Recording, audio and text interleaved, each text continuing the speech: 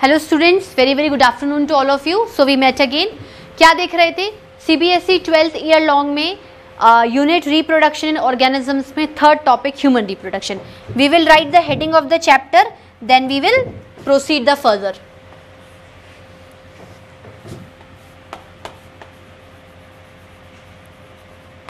Human reproduction.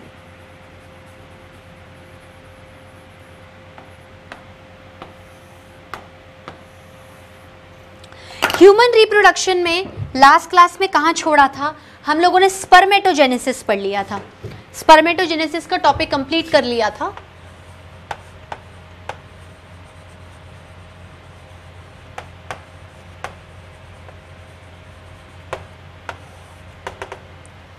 ठीक है. इसके अंदर हम लोगों ने स्पर्मेटोजेनेसिस का कॉन्सेप्ट देखा, स्पर्मियोजेनेसिस का कॉन्सेप्ट देखा, स्पर्मिएशन का कॉन्सेप्ट देखा. ठीक है, ये वाली बात खत्म हो गई है. अब स्पर्मेटोजेनेसिस के बाद गैमेटोजेनेसिस का सेकंड पोर्शन पढ़ना है, दैट इज oogenesis.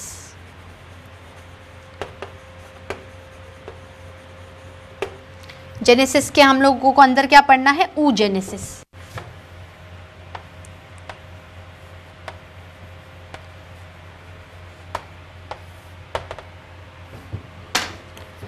oogenesis का मतलब क्या है? oogenesis is that gametogenesis produced inside the female's body. Gametogenesis में अगर आप स्पर्मेटोजेनेसिस की बात करोगे तो उसका ये मतलब होता है कि मेल की बॉडी जब मेल गैमीट बनाती है. oogenesis का मतलब क्या होता है? जब फीमेल की बॉडी फीमेल गैमीट बनाती है. तो oogenesis की डेफिनेशन क्या हो गई? Formation of female gamete that is ova by the ovaries of the female body. ठीक है.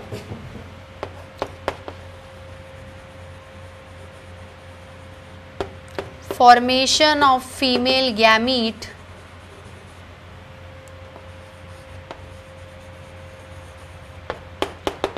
that is ova. Formation of female gamete that is ova inside the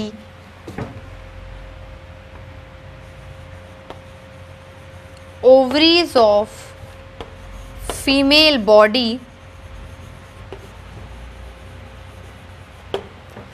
ठीक है स्टूडेंट्स, बात समझ में आई? बात क्लियर हुई? अब oogenesis के आगे हम लोग ओव्यूलेशन और मेंस्ट्रुअल साइकिल देखेंगे, पर वो बात की बात है. सबसे पहले हम oogenesis देखेंगे कि किस तरीके से ओवा क्या होता है, प्रोड्यूस होता है ओवरीज के अंदर, और उसका स्ट्रक्चर कैसा था, सिमिलरली जैसा हमने स्पर्मेटोजेनेसिस में देखा. ठीक है.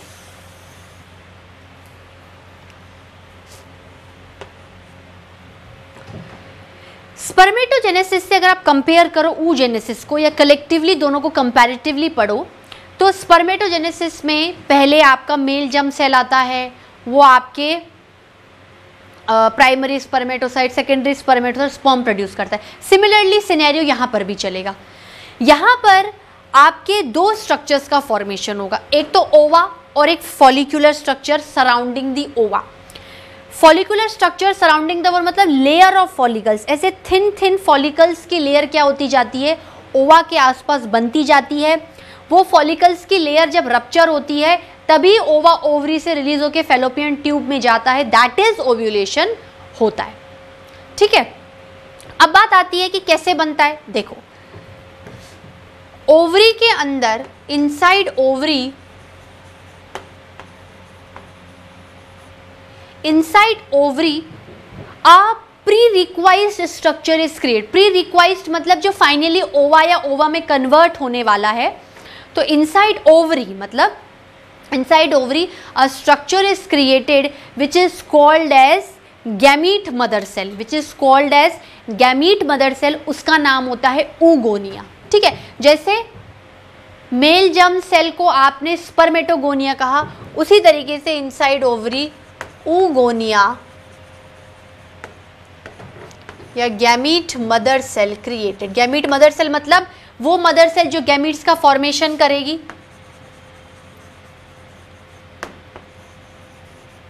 ठीक है. Inside ovary oogonia gamete mother cell. ठीक है. उसके बाद ये oogonia क्या करेगा, अब ये oogonia ही ओवा में ट्रांसफॉर्म होगा. दिस oogonia along with, या these oogonia undergoes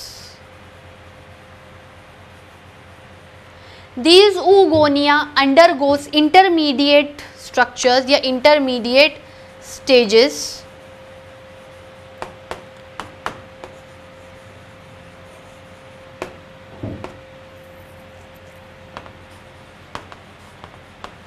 to finally form. This oogonia undergoes intermediate stages to finally form ova. ठीक है, अब वापस से आपको सेल बनाना है तो वही माइटोसिस और मियोसिस करना है. स्पर्म हैप्लॉइड है तो ओवा भी हैप्लॉइड होगा. ठीक है, ओवा क्या होता है, हैप्लॉइड स्ट्रक्चर होता है. That is an containing single set of chromosome. अब कैसे बात आएगी, देखो ये जो oogonia होता है ये सबसे पहले अपने नंबर को क्या करेगा, वही माइटोसिस करके इंक्रीज करेगा. Increase number by mitosis, increase number by mitosis और क्या बना लेगा, प्राइमरी oocyte.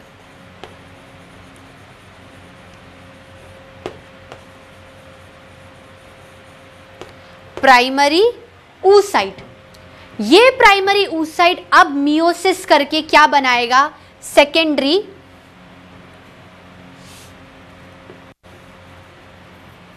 oocyte.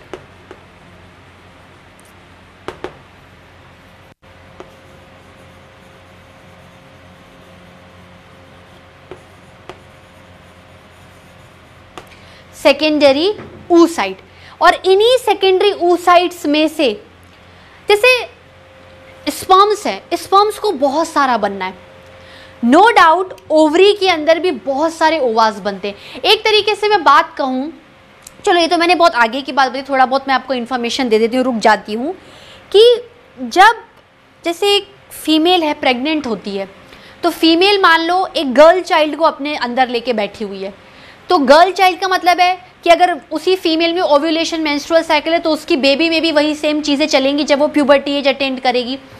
तो जब आपकी फीमेल के यूट्रस में फीटस है और वो फीटस एक गर्ल चाइल्ड है, तो उस गर्ल चाइल्ड की जो बॉडी का फॉर्मेशन होता है और जब उसके ऑर्गन्स के फॉर्मेशन में जब ओवरी बनती है, तो जब वो माँ के यूट्रस के अंदर है, माँ के पेट के अंदर है, तभी से ही ओवा का फॉर्मेशन क्या होता है, होने लग जाता है. मतलब जब आप फीटस के अंदर हो तो oogonia प्राइमरी oocyte में कन्वर्ट हो चुका होता है. उसके बाद प्राइमरी oocyte में पॉज लग जाता है, रुक जाता है काम. और उसके बाद कब काम होगा, जब फीमेल प्यूबर्टी एज को अटेंड करेगी, रिप्रोडक्शन के लिए बॉडी को प्रिपेयर करेगी, अलाउ करेगी ओवरी को कि जो भी ओवा तुमने इतने टाइम से बनाया है उसको रिलीज करने का, उसको ओव्यूलेशन करने का टाइम आया है. क्योंकि या तो फर्टिलाइजेशन होगा, नहीं होगा तो मेंस्ट्रुअल साइकिल आएगी. तभी तो प्यूबर्टी एज में गर्ल्स में साइक्लिक मेंस्ट्रुअल साइकिल स्टार्ट हो जाती है from the age of 12 to 15 years. किसी के 10 में भी हो सकती है, ये वेरी करता है, एज के हिसाब से, कंडीशंस के हिसाब से वेरी करता है. ठीक है, तो प्राइमरी oocyte सेकेंडरी oocyte में कन्वर्ट हो गया है, बीच की बात मैंने बता दी है. अब ये सेकेंडरी oocyte, जो ये बहुत सारे सेकेंडरी oocyte बनेंगे, वो क्या होंगे, मिक्सअप होकर एक फाइनली ओवा में कन्वर्ट हो जाएंगे. ठीक है, चूंकि अब देखो अगर oogonia है, जैसे मेल जर्म सेल 2n था तो oogonia भी क्या होगा, 2n, पर मियोसिस करते करते कंडीशन क्या हो जाएगी, n मतलब हैप्लॉइड. ठीक है, ये जो मैंने चीजें बताई हैं मैं लिखवा देती हूं.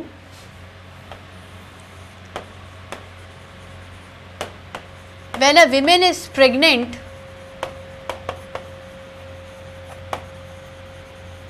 that is carrying fetus inside her uterus,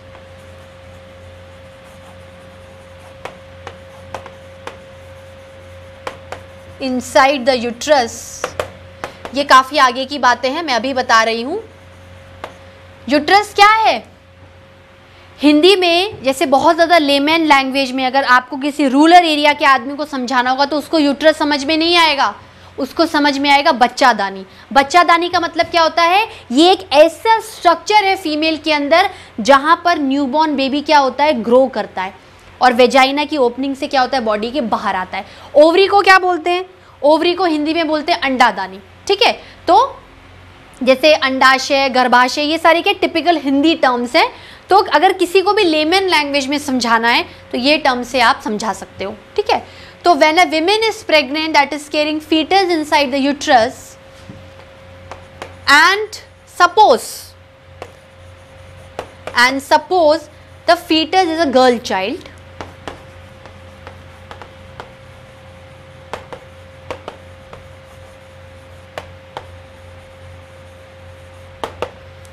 the foetus is a girl child, तो उस फीटल स्टेज में ही उस गर्ल चाइल्ड की ओवरी में क्या होने लग जाएगा? ओवा का प्रोडक्शन का मतलब एक इनिशियल स्टेजेस स्टार्ट हो जाएंगी। तो क्या कह सकते हैं? Inside the ovary of the foetus child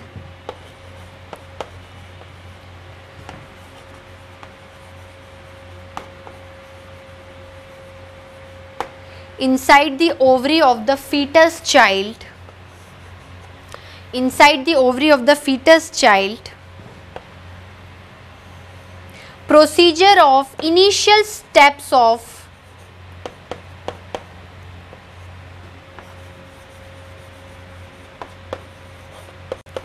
steps of procedure of oogenesis takes place।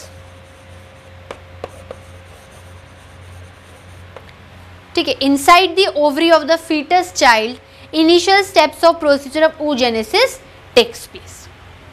बात समझ में आई? बात आप लोगों को इतना क्लियर हुई? दैट मीन्स ये आपकी एक ओवरी है, ओवरी के अंदर गैमेट मदर सेल oogonia है, वो प्राइमरी oocyte बनाएगा, प्राइमरी oocyte सेकेंडरी oocyte बनाएगी, और सेकेंडरी oocyte फाइनली क्या बनाएगा? ओवा। क्या बनाएगा स्टूडेंट्स? ओवा बनाएगा। बात समझ में आई? ये फाइनली क्या है आपका? ओवा। अब इस ओवा का स्ट्रक्चर हमें देखना है, हम लोग देखेंगे। It is compose of so many layers, so many structures. ठीक है, ये वाली बात क्लियर हुई? इसमें कोई भी प्रॉब्लम बच्चों आप लोगों को? अब फॉलिकल्स का फॉर्मेशन, ये जो ओवा होता है ये एक अकेला पैदा नहीं होता। Ova actually encircled by so many follicular layers. ठीक है, should I rub this?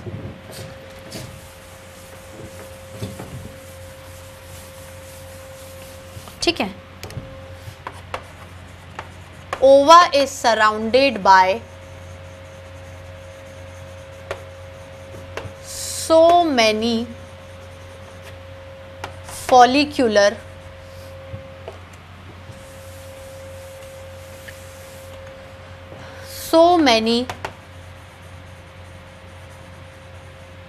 follicular structures.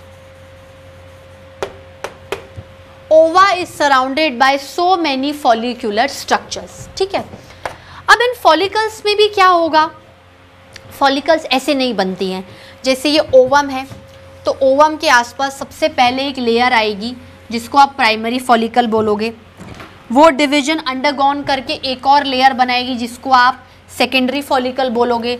Secondary follicle फिर और लेयर्स बना के टर्शियरी फॉलिकल बनाएगी, और टर्शियरी फॉलिकल मैच्योर होकर ग्राफियन फॉलिकल बनाएगी। ठीक है, तो ये क्या है? आपकी ओवा है, प्राइमरी फॉलिकल। फॉलिकल मतलब ऐसे पतले पतले रेशेदार स्ट्रक्चर्स।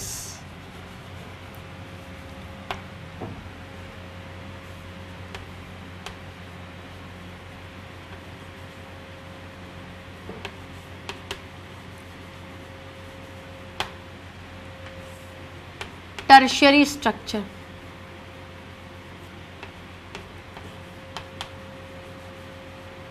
ठीक है, और ये क्या है? Graafian.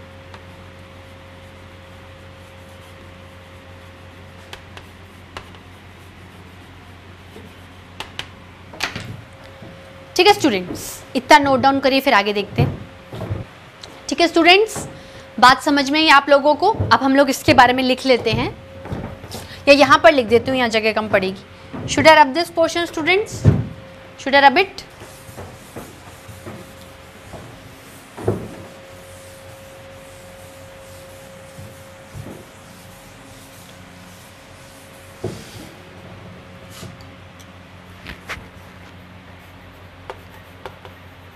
Around ova, follicular structure created,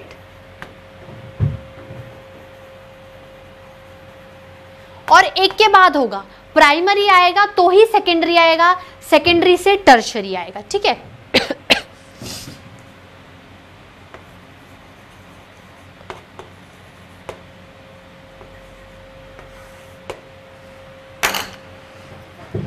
सबसे पहले आएगा प्राइमरी फॉलिकल्स, फिर आएगा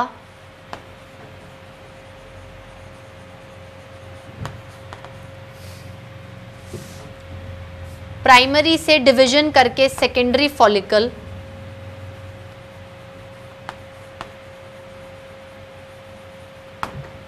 ठीक है, सेकेंडरी से डिवाइड करके tertiary follicles,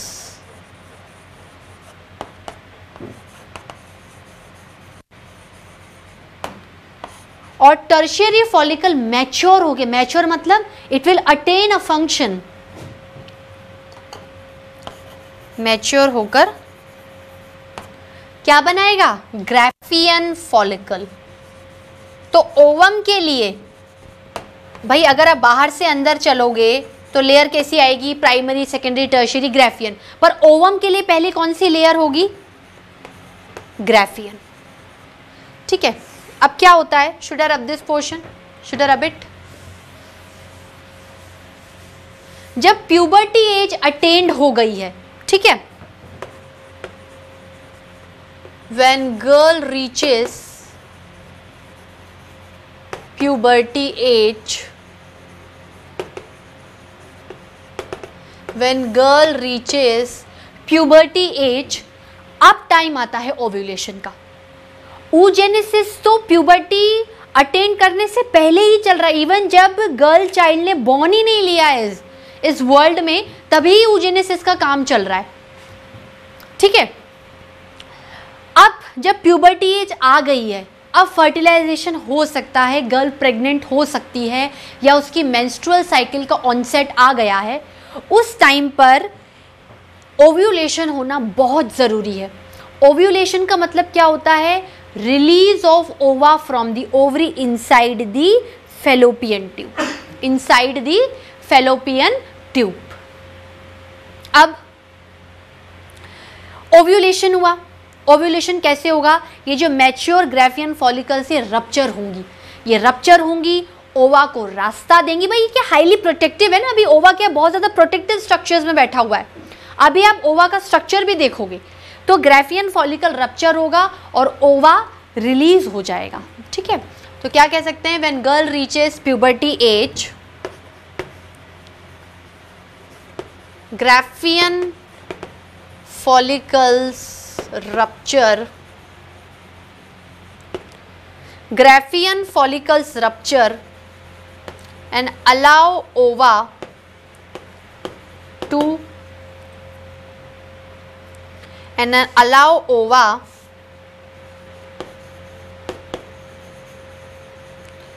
release from ovary, and allow ova to release from ovary, and allow ova to release from ovary. That is ovulation.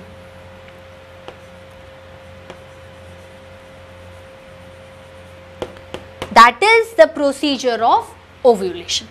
ठीक है स्टूडेंट्स, अब हम लोग क्या पढ़ेंगे? ओवा के स्ट्रक्चर के बारे में पढ़ेंगे। उसके बाद हम लोग ओव्यूलेशन का कॉन्सेप्ट मेंस्ट्रुअल साइकिल से रिलेट करेंगे, मतलब मेंस्ट्रुअल साइकिल वाला टॉपिक इसके बाद में आएगा। Should I rub this portion? Should I rub it?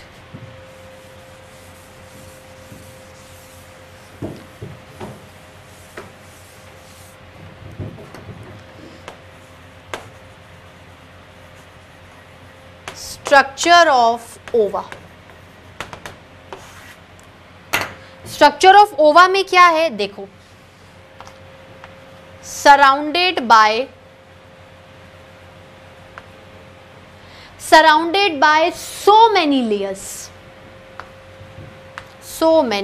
Layers. ठीक है स्टूडेंट्स, एक काम करिए, इतना नोट डाउन करिए फिर देखते हैं। ठीक है स्टूडेंट्स, तो स्ट्रक्चर ऑफ ओवा कैसा है। अच्छा, सबसे पहले ओवा दिखता कैसा है।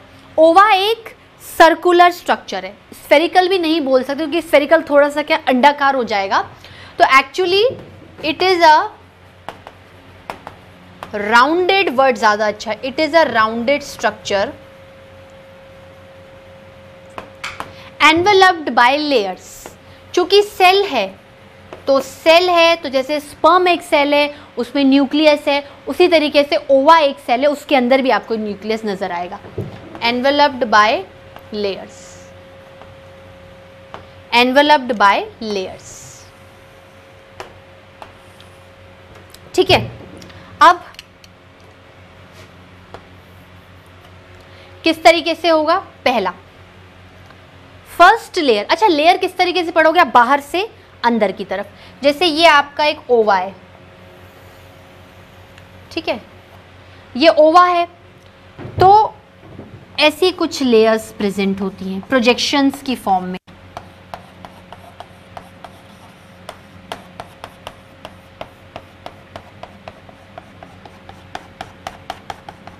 ठीक है, तो अगर आउटर से इनर चलेंगे तो लेयर आएगी आपकी ज़ोना पेल्यूसिडा,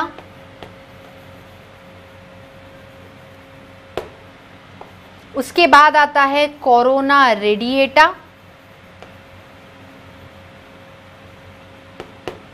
ठीक है, फिर आएगा vitelline membrane,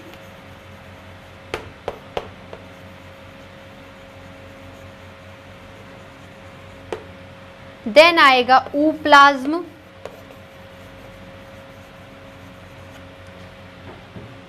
should I rub this?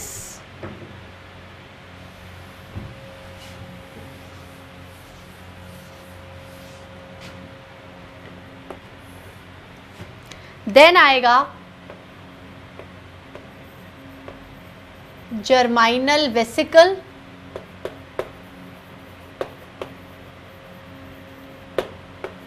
और फिर आएगा जर्माइनल स्पॉट। ठीक है स्टूडेंट्स, इस तरीके से कुछ लेयर्स बनेंगी।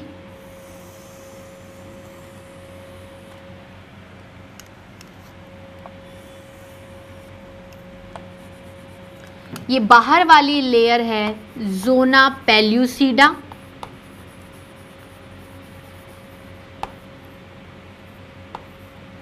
फिर ये वाली जो रेड वाली लेयर है प्रोजेक्शंस के अंदर, ये है कोरोना रेडिएटा, ठीक है, उसके बाद ऊप्लाज्म,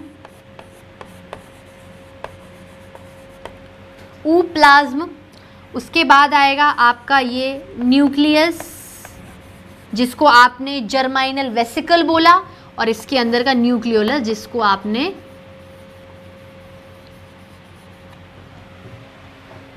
जर्माइनल स्पॉट कहा। ठीक है स्टूडेंट्स, तो अब एक एक के बारे में पढ़ते हैं। ये सारी लेयर्स, इतनी लेयर्स क्यों बनाई गई हैं? ओवा के प्रोटेक्शन के लिए। ठीक है, these layers are meant for protection of ova. These all layers are meant for protection of ova, are meant for protection of ova. तो सबसे पहले जो लेयर आएगी उसका नाम क्या है? ज़ोना पेल्यूसिडा, जो कि सबसे आउटर लेयर है।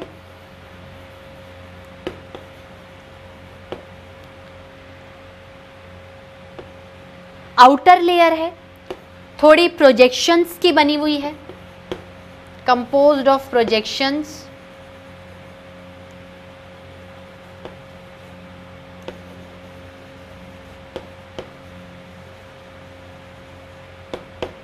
composed of projections. Should I rub this?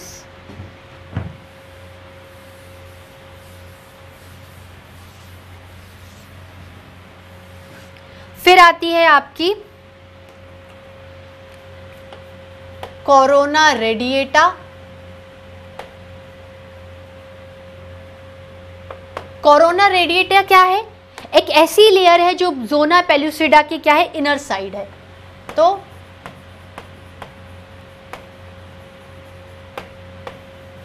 Inner side of zona pellucida,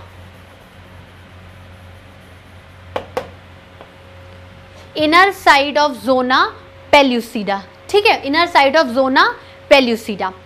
ये क्या होती है? प्रोटेक्टिव होती है, अच्छी खासी थिक लेयर होती है, protective and thick, protective and thick. उसके बाद जोना पेल्यूसिडा के अंदर कौन सी लेयर होगी? Vitelline membrane. ये एक तरीके से आपकी ओवा के लिए प्लाज्मा मेम्ब्रेन है, जो कि एंट्री और एग्जिट ऑफ सब्सटेंसेस को क्या करवाती है? इनिशिएट करवाती है। प्लाज्मा मेम्ब्रेन होती है ना सेल के आसपास, सेलेक्टिवली परमिएबल, कौन से सब्सटेंसेस अच्छों को लेना है, बेकार को बाहर निकाल देना है, उस तरीके से। तो विटिलाइन मेम्ब्रेन क्या है? It is just like plasma membrane.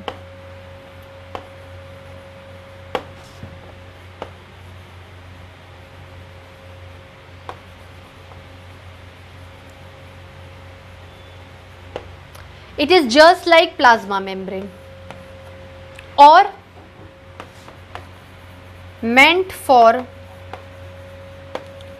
entry and exit of substances.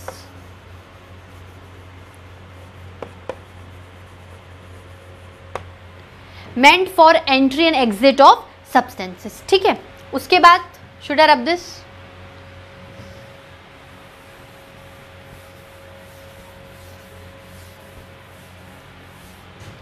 फिर कौन सी लेयर आएगी? देखो, ये जो ऊ प्लाज्म है, नहीं ये सॉरी, ये ऊ प्लाज्म नहीं है स्टूडेंट्स, ये आपकी विटिलाइन मेम्ब्रेन है।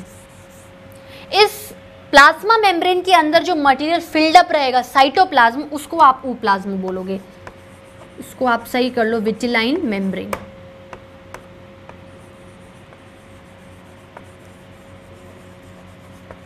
ठीक है, तो इसके अंदर जो प्लाज्मा भरा हुआ है, जो साइटोप्लाज्म भरा हुआ है,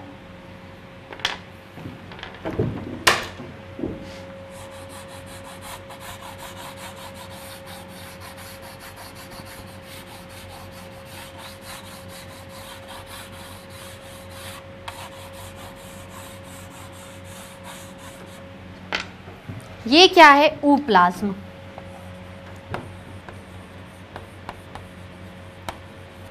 ठीक है स्टूडेंट्स, तो इसको लिख लेते हैं ऊ प्लाज्म को। ऊ प्लाज्म क्या है? नॉर्मल साइटोप्लाज्म ऑफ ओवा encircled by vitelline membrane.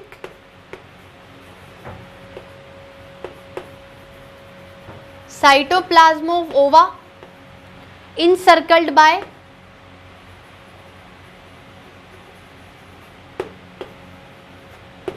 vitelline membrane.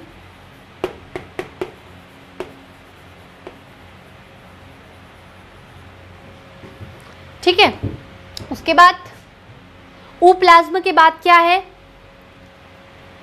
जर्माइनल vesicle, nucleus of ओवा which contains the genetic material,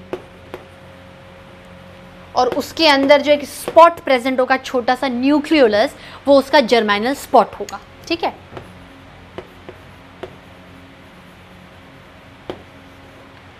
nucleus of ओवा, nucleus of ova contains genetic material,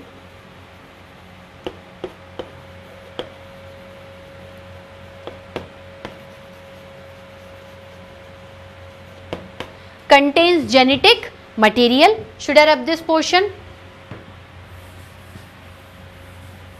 उसके बाद क्या आएगा भाई, जैसे जर्माइनल वेसिकल हो गया, ये इसका न्यूक्लियोलस हो गया, तो इसके अंदर आएगा जर्माइनल स्पॉट।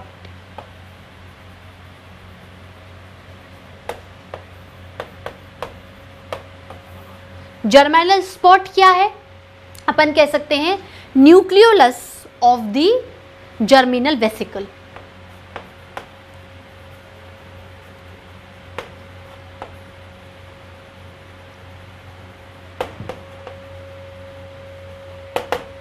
ठीक है स्टूडेंट्स, तो ये क्या था, आपका ओवा का स्ट्रक्चर था। मतलब ले दे के ओवरी अपने अंदर, एक अगर ओवरी की बात करें तो एक ओवरी अपने अंदर ओवा का फॉर्मेशन करती है। ओवा intermediate stages oogonia, primary oocyte, secondary oocyte से आता है। उसके आसपास फॉलिकल्स का स्ट्रक्चर होता है। पहले प्राइमरी फॉलिकल बनेगी, फिर सेकेंडरी, फिर टर्शरी, फिर ग्रेफियन। तो ये सारा काम तो क्या है, oogenesis का है। लेकिन अगर आपको ये जो ओवा ओवरी में बना हुआ है इसको रिलीज करके आगे बढ़ाना है फैलोपियन ट्यूब में, तो क्या होगा, कैसे स्ट्रक्चर आएगा आपको, भाई ये ओवा है और ये फॉलिकल है, तो जो ग्रेफियन फॉलिकल बनी है उसको आपको क्या करना पड़ेगा, रप्चर करना पड़ेगा आपको ग्रेफियन। अच्छा स्टूडेंट्स, एक चीज़ और है, मैंने एक चीज़ आपको थोड़ी सी गलत बता दी है। जब ओवा बनेगा तो सबसे पहले प्राइमरी आएगा, सेकेंडरी, टर्शियरी, ग्रेफियन। तो वो चीज़ का कॉन्सेप्ट हटा देना कि सबसे नियर बाई लेयर ओवा के लिए ग्रेफियन होगी, नहीं, सबसे नियर बाई लेयर ग्रेफियन नहीं होगी, सबसे नियर बाई लेयर आपकी प्राइमरी होगी। तो प्राइमरी, सेकेंडरी, टर्शियरी, फिर ग्रेफियन। तो ग्रेफियन फॉलिकल जब फटेगी, रप्चर होगी, तब ओव्यूलेशन का टाइम आएगा, तब ओवरी के अंदर ओवा किस में रिलीज होगा, फैलोपियन ट्यूब के अंदर रिलीज होगा। उसके बाद क्या होगा, पहले oogenesis हो गया, फिर आपने ओवा का स्ट्रक्चर पढ़ लिया कि ओवा एक सर्कुलर बॉल लाइक स्ट्रक्चर है जिसके आसपास लेयर्स होती हैं, जोना पेल्यूसिडा बाहर से अंदर, कोरोना रेडिएटा, विटिलाइन मेम्ब्रेन, उसके अंदर का फ्लूइड मैट्रिक्स, ऊप्लाज्म, सेंटर में genetic material, head quarter of the cell nucleus, और फिर उसके अंदर न्यूक्लियोलस। तो ये सब क्या है, ओवा का स्ट्रक्चर है। ठीक है स्टूडेंट्स, नोट डाउन करिए, फिर आगे देखते हैं। ठीक है स्टूडेंट्स, तो ये वाला कॉन्सेप्ट समझ में आया। Should I rub this? ऐसे मैंने लेक्चर ओवर कर दिया है, लेकिन आगे के लेक्चर में क्या बताना है उसके मैं हिंट दे देती हूँ आप लोगों को। देखो, oogenesis हुआ, फॉर्मेशन ऑफ ओवा हुआ, ओव्यूलेशन हुआ, रिलीजिंग ऑफ ओवा हुआ। ठीक है, तो oogenesis हुआ,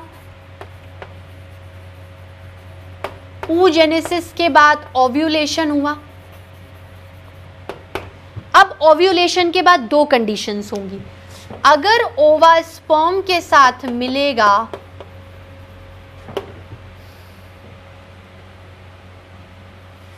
इसको वापस से लिख देती हूं स्टूडेंट्स,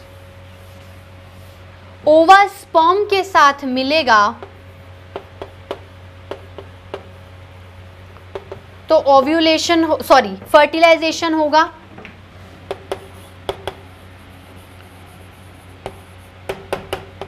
तो क्या होगा, फर्टिलाइजेशन होगा। अगर नहीं हुआ फर्टिलाइजेशन